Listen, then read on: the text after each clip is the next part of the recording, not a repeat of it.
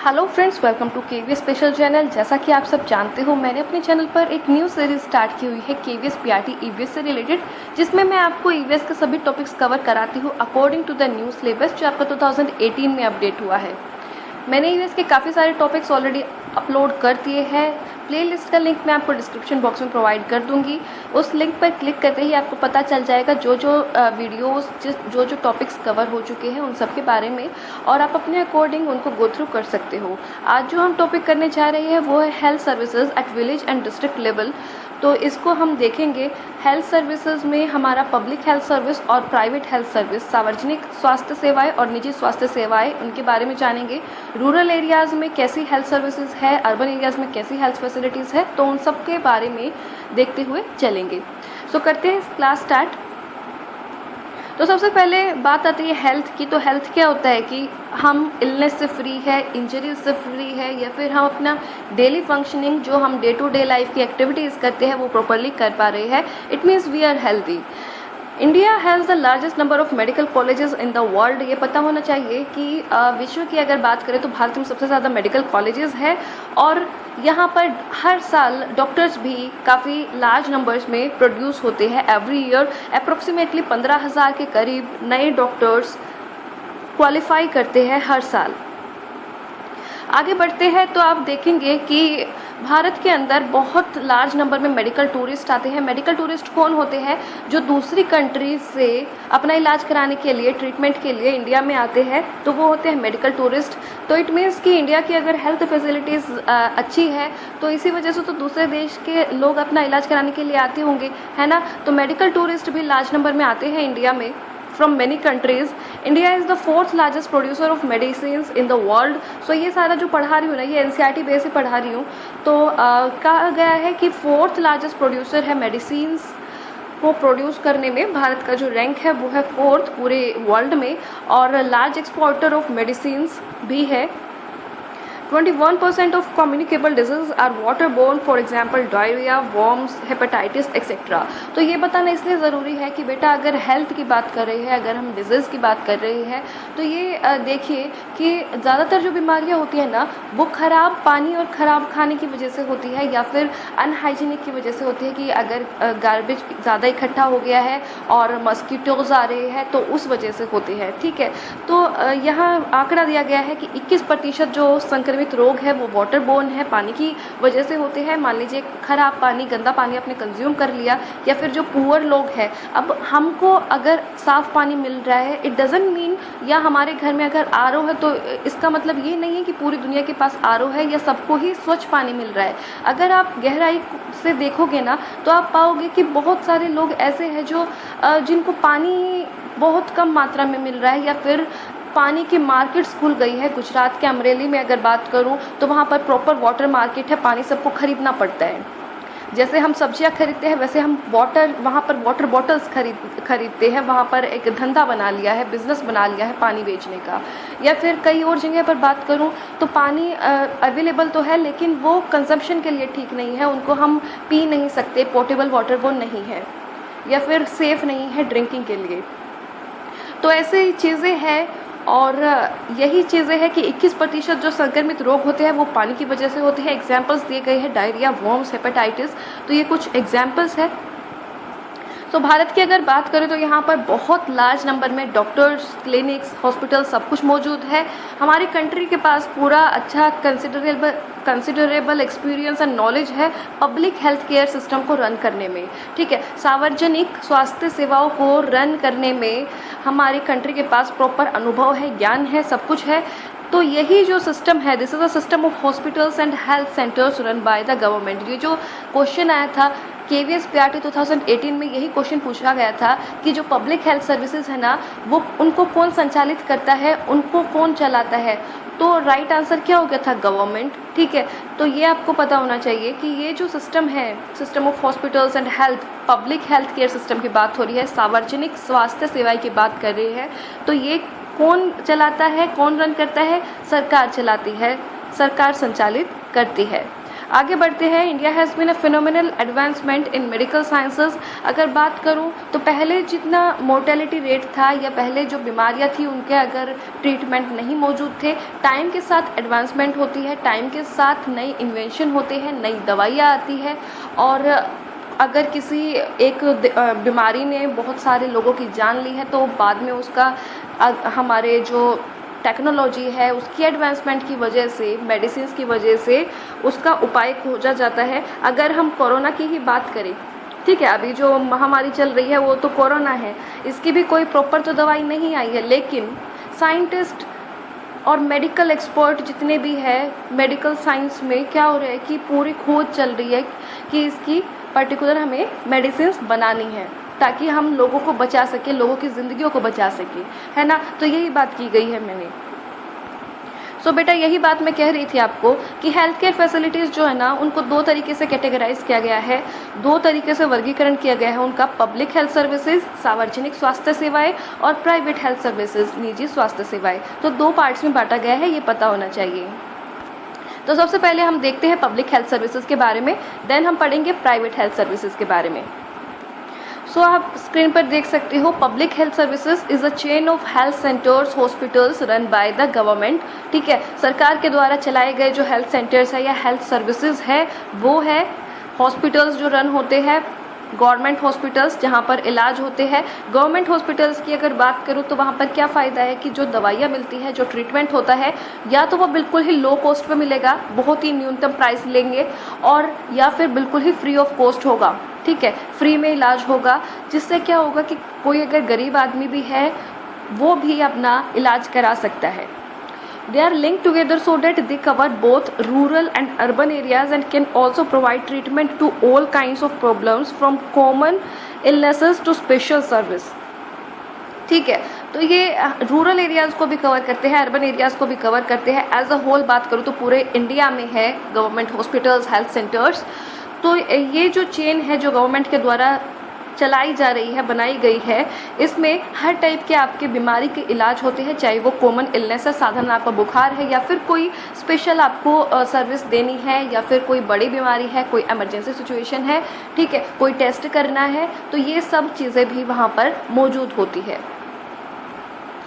सो अगर हम ग्रामीण क्षेत्रों की बात करें या फिर गांव की बात करें तो विलेज लेवल पर क्या होता है कि हेल्थ सेंटर्स होते हैं।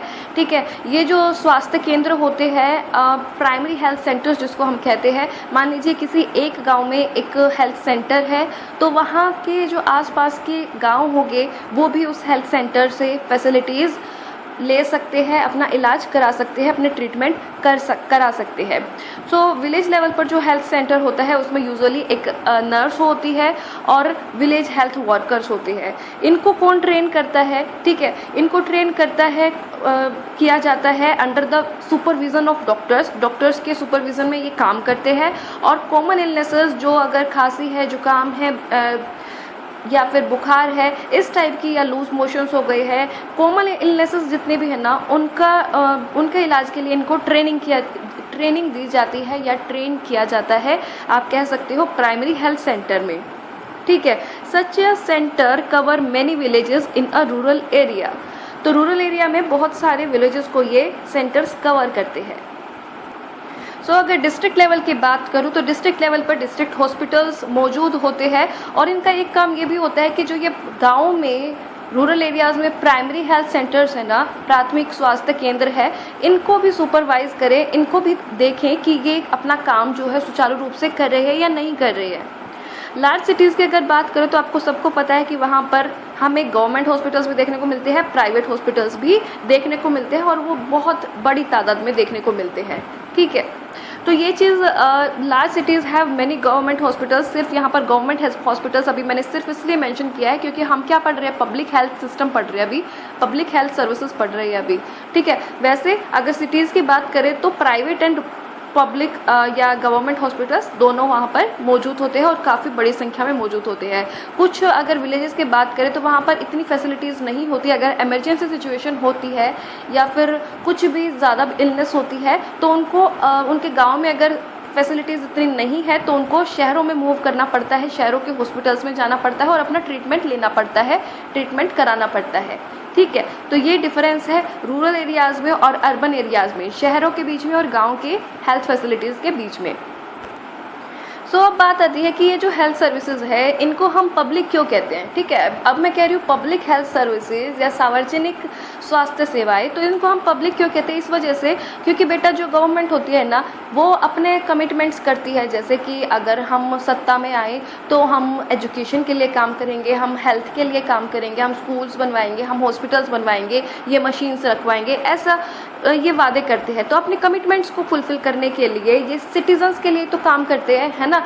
तो लोगों के लिए जो काम करते हैं, लोगों को health care facilities, education provide करते हैं, तो इस वजह से सिटीजन्स की हेल्प के लिए अपने कमिटमेंट को फुलफिल करते हैं। इसी वजह से हम इनको क्या कहते हैं, गवर्नमेंट या फिर पब्लिक हेल्थ सर्विसेज कहते हैं, जिसका फ़ायदा क्या है, पब्लिक उठाती है। चाहे फिर आप इसमें अपना सरकारी स्कूल्स लगा लीजिए, चाहे इसमें आप अपने सरकारी अस्पताल लगा लीजिए, ठीक है। तो इनमें ज़्यादा से ज़्यादा पब्लिक इनका फ़ायदा उठाती है। इम्पोर्टेंट एस्पेक्ट की अगर बात करूँ पब्लिक हेल्थ सिस्टम की, तो ये क्यों बनाए गए हैं, ये quality health services quality health care services provide करते हैं।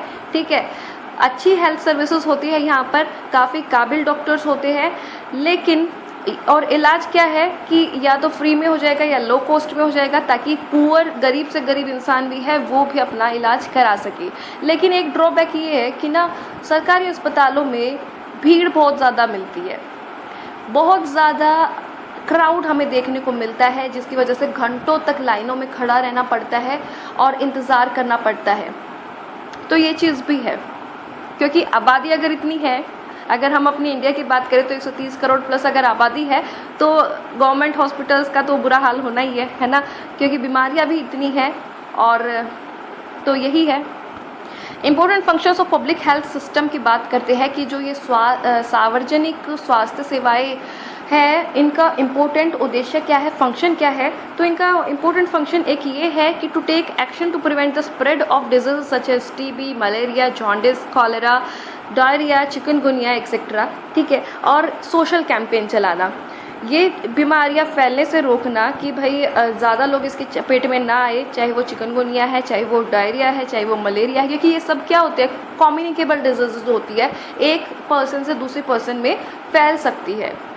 ठीक है, तो इनका काम होता है पब्लिक हेल्थ सिस्टम का एक कि इन बीमारियों को फैलने से रोका जाए और लोगों को अवेयर किया जाए, लोगों में जागरूकता फैलाई जाए ज़्यादा से ज़्यादा। कि आपको जैसे आपने देखा होगा कि इस मौसम में जो अभी चल रहा है बरसात का, इसमें आते हैं इंस्पेक्शन के लिए कि आपके कूलर में आप अपना पानी चेंज करते हो या नहीं करते, कहीं आपके घर में ऊपर छत पर पानी भरा हुआ तो नहीं है, उसमें इंसेक्ट्स मतलब लार्वा जन्म ले लेता है, मच्छर हो जाते हैं, तो वो चीज़ तो नहीं है, कहीं पर आप पानी भर के तो नहीं रखते, कहीं पर खड़ा पानी हो, तो ये चीज़ें बहुत चीज़ें देखते हैं। और वाटर में फिर क्लोरीन या दवाई छिड़क के जाते हैं या मच्छरों को मारने की दवाई छिड़क के जाते हैं। तो ये सब जो चीज़ें हैं ना, जो भी सोशल सर्विस करते हैं, ठीक है, सोशल कैंपेनिंग करते हैं, लोगों को जागरूक करते हैं, तो ये भी एक फंक्शन है किसका, पब्लिक हेल्थ सिस्टम का ही। तो ये चीज़ भी आपको याद रखनी है।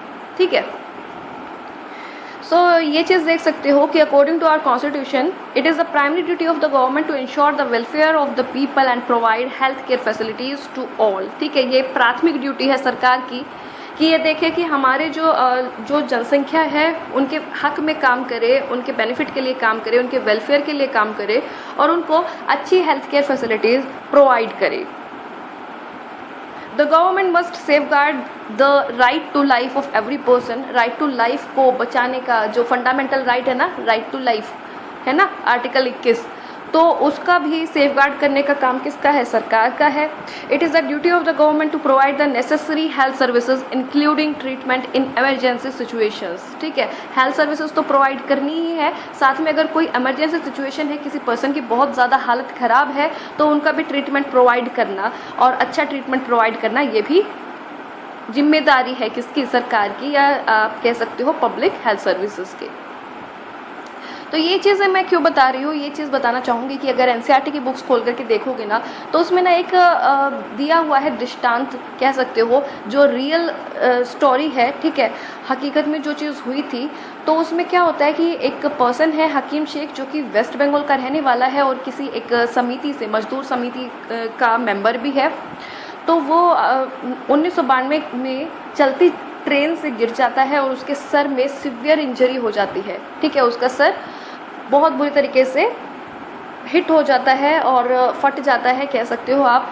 उसको लेकर के लोग सरकारी हॉस्पिटल में जाते हैं, क्योंकि वो गरीब इंसान होता है, किसान होता है।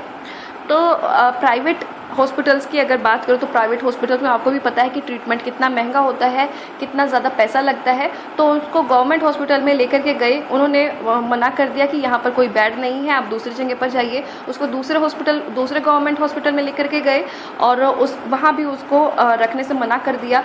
इस तरीके से ना वो 8 गवर्नमेंट हॉस्पिटल्स में गया और 14 आवर्स तक वो ज़िंदगी और मौत के बीच में जूझा, लेकिन कहीं भी उसको हेल्थ फैसिलिटी नहीं मिली, कहीं भी उसको एडमिट नहीं किया गया। एट लास्ट उसने क्या किया, उनको प्राइवेट हॉस्पिटल में उनका ट्रीटमेंट कराया गया और वो बच गए।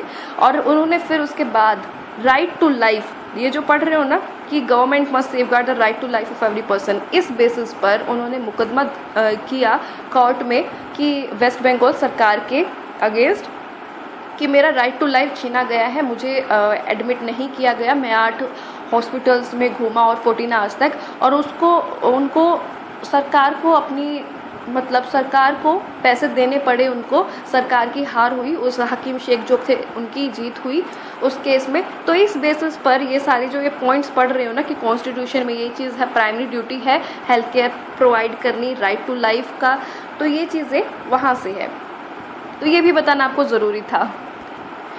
सो मूव ऑन करते हैं प्राइवेट हेल्थ सर्विसेज पर, निजी स्वास्थ्य सेवाएं देखते हैं इनके बारे में।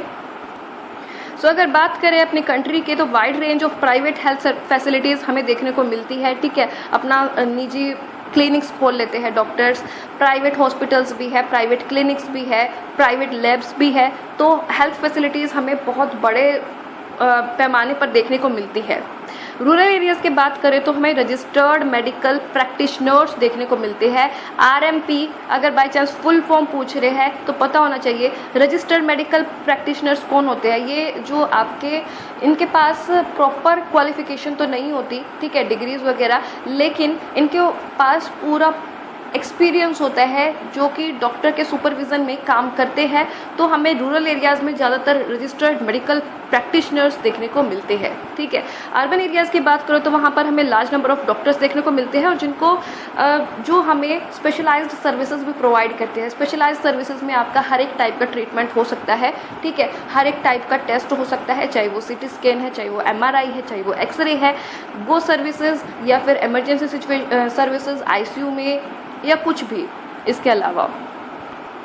सो स्क्रीन पर आप देख सकते हो कि आज के टाइम में हम प्राइवेट फैसिलिटीज़ अपने चारों ओर बहुत बड़े पैमाने पर देख सकते हैं, ठीक है। और जो लार्ज कंपनीज़ है वो सब भी जो हॉस्पिटल्स चला रही है, प्राइवेट हॉस्पिटल्स खोल दिए हैं, दवाइयों को बनाने में, दवाइयों को सेल करने में, manufacturing and selling of medicine, इन सब का भी प्राइवेटाइजेशन, मतलब कि प्राइवेट कंपनीज ही इनको चला रही है।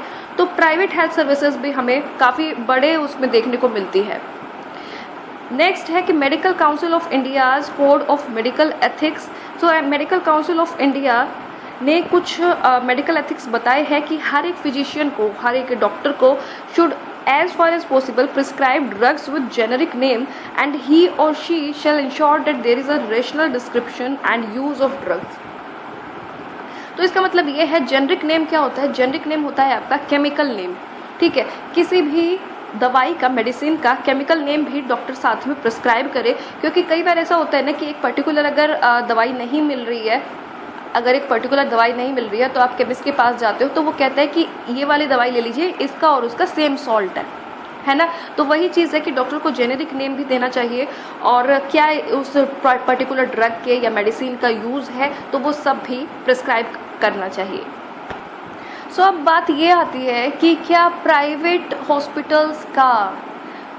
हॉस्पिटल्स की फैसिलिटीज़ का फ़ायदा हर एक इंसान ले पा रहा है या नहीं ले पा रहा है। तो ये आंकड़े हैं कि सिर्फ 20% ही पॉपुलेशन ऐसी है जो प्राइवेट हॉस्पिटल्स के मेडिसिन्स का, ट्रीटमेंट का खर्चा अफोर्ड कर पाती है। ठीक है, क्योंकि आपको भी पता है कि प्राइवेट हॉस्पिटल्स में या प्राइवेट फैसिलिटीज़ अच्छी होती है, नो डाउट, बट मेडिसिन्स भी वहाँ पर जितनी नहीं भी चाहिए होती, अनयूजुअल मेडिसिन्स भी देते हैं वो। अगर बात करूँ डिलीवरी की, तो वहाँ पर जो सिरिंज से ज़्यादा ऑपरेशंस करके बेबीज़ होते हैं, नॉर्मल डिलीवरी कम देखने को मिलती है। मतलब कि पैसा ज़्यादा कमाया जाता है, उनको बस ये है कि प्रॉफिट मेकिंग का काम ज़्यादा। ठीक है, तो ये चीज़ें हैं, और बहुत ज़्यादा पैसा होने की वजह से हर कोई इसको, गरीब पर्सन तो बिल्कुल भी अफोर्ड नहीं कर पाता, और अगर करना पड़ता है तो उनको कुछ ना कुछ गिरवी रख करके अपना इलाज कराना पड़ता है। अगर गवर्नमेंट हॉस्पिटल्स में उनको बाई चांस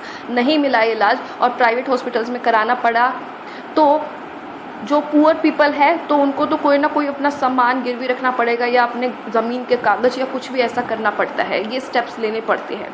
तो यही बात कही गई है कि यहाँ पर सोशल इक्वालिटी नहीं देखने को मिलती है प्राइवेट हॉस्पिटल्स में, जैसे लोग अपना इलाज करा रहे हैं, और पब्लिक हॉस्पिटल्स में या गवर्नमेंट हॉस्पिटल्स में अपना इलाज करा रही है, उसके बीच में।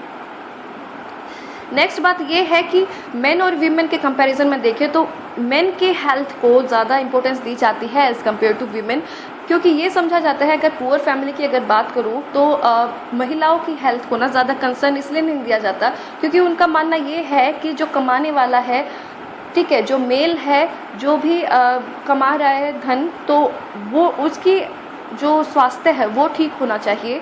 ठीक है, बाकियों की निभ जाएगी, लेकिन जो कमाने वाला है, वरना खाएंगे क्या। ठीक है, रोटी कपड़ा मकान, वही बात है कि सबकी असेंशियल है, बेसिक कम्युनिटीज़ है, तो उस चीज़ के लिए मेन की हेल्थ को ज़्यादा कंसिडर किया जाता है एज़ कम्पेयर टू वीमेन। तो ये बात हो रही है कि सोशल इक्वालिटी हेल्थ सर्विसेज में है या नहीं।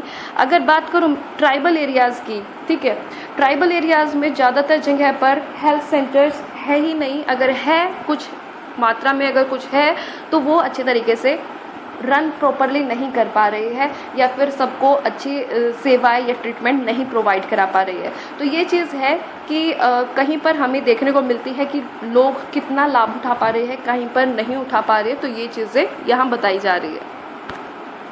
हालांकि अगर बात करें तो हेल्थ जो है ना, हमारी बेसिक कम्युनिटीज़ के और सोशल कंडीशंस के ऊपर भी डिपेंड करती है। इसका मतलब क्या है कि अगर हमारा वातावरण साफ़ सुथरा है, अगर हमारा एनवायरनमेंट क्लीन है, हमें पानी और खाना जो है वो साफ़ सुथरा मिल रहा है, तो हम कम बीमार पड़ेंगे। ठीक है, ये एक फैक्ट है।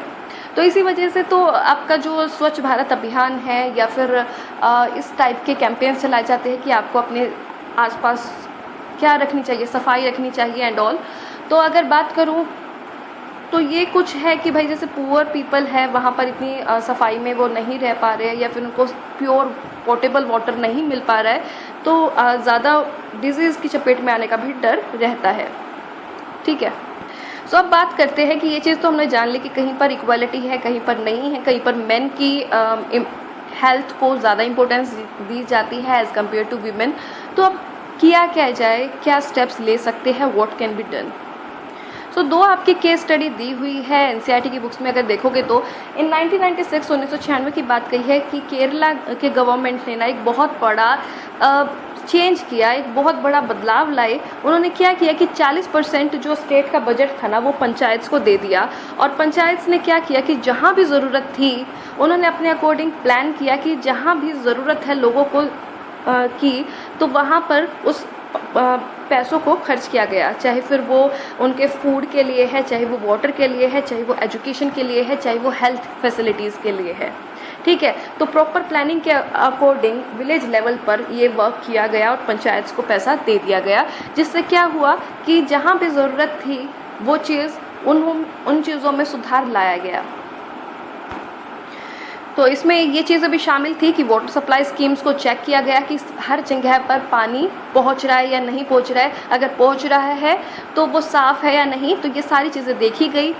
वर्किंग ऑफ स्कूल्स एंड आंगनवाड़ीज़ को इंश्योर किया गया कि अच्छी तरीके से पढ़ाई चल रही है या नहीं, अपने सुचारू रूप से कार्य होते हैं या नहीं, तो ये चीज़ें भी देखी गई। और भी स्पेसिफिक प्रॉब्लम्स जो भी विलेज की थी, जो भी मुद्दा था साफ़ सफाई का एंड ऑल, तो वो चीज़ों उन पर भी ध्यान दिया गया।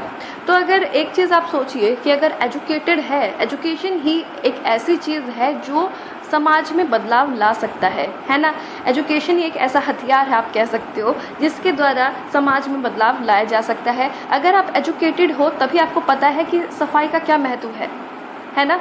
अगर आप खाना खाने से पहले और खाना खाने के बाद अपना हाथ धोते हो, अगर आप खाना खाने के बाद कुल्ला करते हो, अगर आप सुबह शाम ब्रश करते हो, तो आपको पता है कि उनकी ज़रूरत क्या है ना। तो यही चीज़ है कि एजुकेटेड अगर लोग ज़्यादा होंगे, अगर स्कूल्स पर, आंगनबाड़ीज़ पर, इन सब पर भी वर्क किया जाएगा, तो एज अ रिज़ल्ट हमें हेल्दी पॉपुलेशन देखने को मिलेगी, क्योंकि उनको पता होगा कि साफ़ सफाई का, हेल्दी पर्सन का क्या महत्व है। नेक्स्ट एक केस स्टडी दी गई है, कोस्टा रिकन अप्रोच। कोस्टा रिका बेटा एक कंट्री है जो कि वर्ल्ड की हेल्दीएस्ट, स्वस्थ कंट्रीज़ में शामिल है, देशों में शामिल है।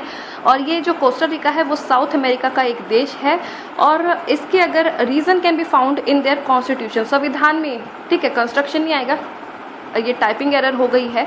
कॉन्स्टिट्यूशन में इस चीज़ का कारण देखा जा सकता है। कारण ये है कि बहुत साल पहले कोस्टा रिका ने एक डिसीज़न लिया। वो डिसीज़न ये था कि हम ना आर्मी नहीं बनाएंगे, हम आर्मी के ऊपर पैसा खर्च नहीं करेंगे। तो कहाँ करेंगे पैसा खर्च, बात आती है वो। तो this help the Costa Rican government to spend the money that the army would have used on health, education and other basic needs of people. तो उन्होंने जो पैसा आर्मी के ऊपर खर्च करना था ना, वो सारा पैसा, जैसे हज़ारों करोड़ों रुपए खर्च होता है, अगर मान लीजिए राइफल विमान है या कोई भी अगर मिसाइल्स है या कुछ भी है आर्मी के ऊपर, ठीक है, उनमें भी इतना पैसा लगता है। तो कोस्टा रिका ने क्या किया कि वो सारा पैसा, वो सारा बजट किस पर, हेल्थ पर, एजुकेशन पर, और जो भी बेसिक कम्युनिटीज़ थी या बेसिक नीड्स थी लोगों की, उनके ऊपर खर्च किया। उनका मानना ये था कि लोग, जो ह्यूमन पावर है वो ज़्यादा होनी चाहिए, वो हेल्दी होनी चाहिए, एजुकेटेड होनी चाहिए, ठीक। So Costa Rica government believes that a country has to be healthy for its development and pays a lot of attention to the health of its people. तो इस तरीके से भी अगर पैसों को, बजट को सही तरीके से यूज़ करें, तब भी हेल्थ फैसिलिटीज़ को इम्प्रूव किया जा सकता है, अपने पूरे पॉपुलेशन की हेल्थ को भी इम्प्रूव किया जा सकता है, सुधारा जा सकता है, ठीक है। तो ये था आपका हेल्थ सर्विसेज। आई होप कि आपको समझ आ गया होगा। अगर फिर भी कोई डाउट है ना, तो कमेंट बॉक्स में पूछ सकते हो, मैं आपका रिप्लाई ज़रूर करूँगी। कोई सजेशन हो तब भी आप कमेंट बॉक्स में बता सकते हो। वीडियो पसंद आई तो लाइक कर सकते हो। फर्स्ट टाइम अगर वीडियो देख रहे हो तो चैनल को सब्सक्राइब ज़रूर करें। सब्सक्राइब के साइड में ना एक बेल आइकन होगा, उसको प्रेस जरूर कर देना, ताकि आपको न्यू वीडियोस की नोटिफिकेशन टाइम टू टाइम मिलती रहे। आपने ये वीडियो देखी उसके लिए thank you so much and all the best for your future.